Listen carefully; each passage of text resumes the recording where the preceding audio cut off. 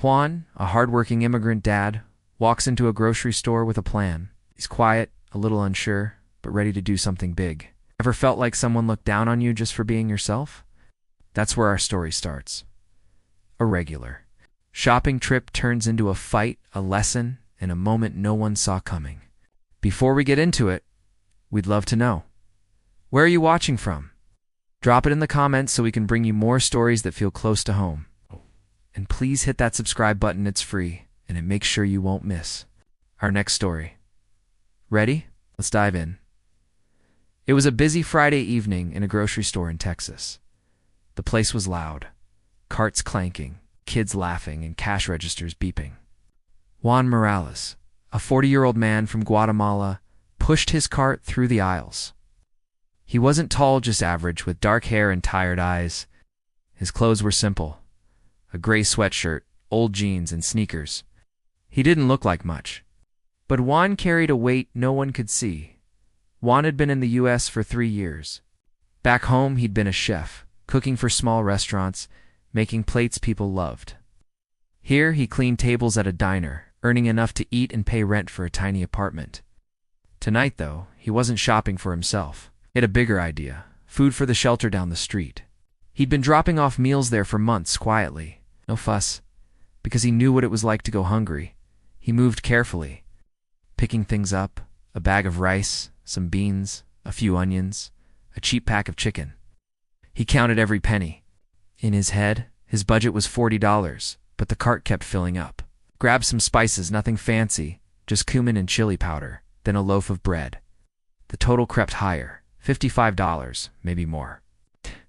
He bit his lip. He'd have to put something back. Across the aisle was Linda Harris. 50, wore a bright red jacket, and carried a shiny purse.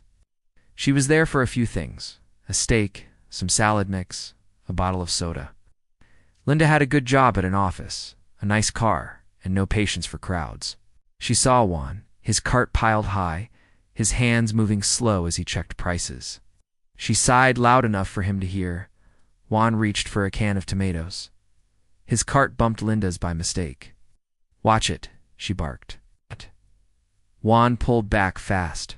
"Sorry, ma'am," he said, his voice low, his English careful.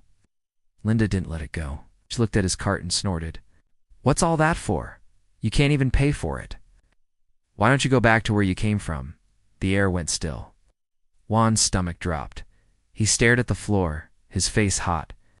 "I'm just getting food," he said, almost a whisper. Linda laughed, a cold, sharp sound. "Sure you are. With my tax money, probably. People like you don't belong here." A couple of shoppers glanced over. One nodded with Linda. Another shook their head and walked away. Juan gripped his cart tighter. He wanted to say something, anything, but the words wouldn't come. He wasn't good at fighting back. Not in English. Not here. He pushed his cart to the next aisle, trying to shake it off. Linda's voice echoed in his mind. "Go back." He thought of the shelter, the people waiting. He couldn't let her stop him. At the checkout, Juan started unloading. The cashier, a teenage girl named Emily, scanned his items. $58.23. Juan pulled out $2.20 bills, his whole budget. "Can you take some off?" he asked quietly. Emily frowned. "What do you want to skip?" Juan pointed to the bread and spices. "These." Emily nodded, rescanning. The total dropped to $39.80.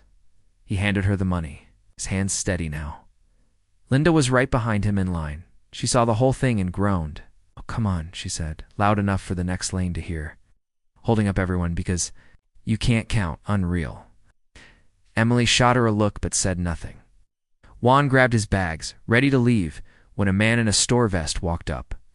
It was Mike, the assistant manager, a big guy with a friendly face. "Hey, wait a sec, Mike," called. Juan stopped, tense. Linda crossed her arms, smirking, thinking he was in trouble. Mike looked at Juan's bags. "You the guy who cooks for the shelter?" "My wife volunteers there. She says some guy brings food every Friday. Best stuff they get." Juan blinked, surprised.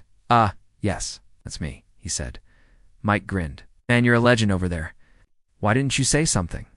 Juan shrugged. "Just helping." Mike turned to Emily, put his bread and spices back on. "I've got it," Emily added them. $18 more. Mike waved it off. On me. You're doing good out there.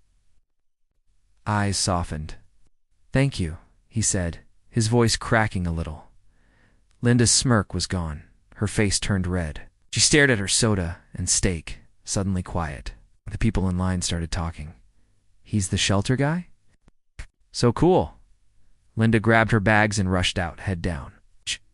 Juan packed his stuff, a small smile on his face. He wasn't just some immigrant with a cart. He was someone who mattered. As he left the store, Juan felt taller, not because of Mike's help, but because he'd kept going past the insults, past the doubt. The shelter would eat well tonight, and that was enough. So that was the story of Juan Morales. What do you think ever met someone like Juan who surprised you? If this story touched you, please hit that subscribe button. It's free for you, but it helps us a lot to keep sharing these stories. Thanks for watching, have a good day, and see you next time.